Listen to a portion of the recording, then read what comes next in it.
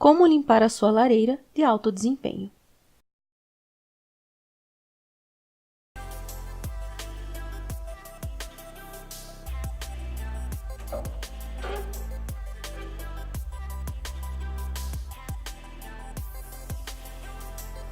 Como vocês podem ver, ela está bem suja.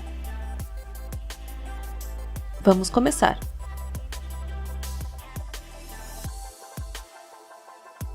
Com a ajuda de uma pá e uma vassourinha, junte toda a cinza e jogue num saco plástico.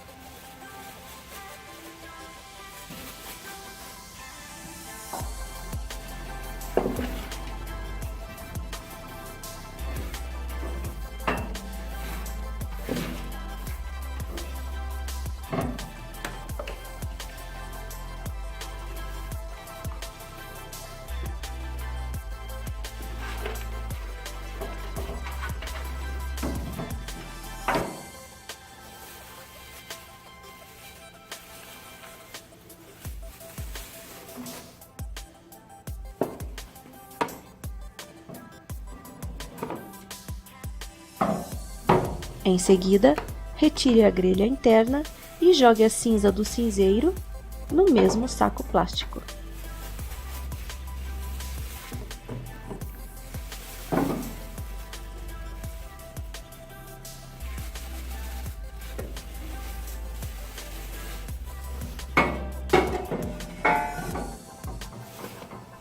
Pronto! Recoloque o cinzeiro e a grelha.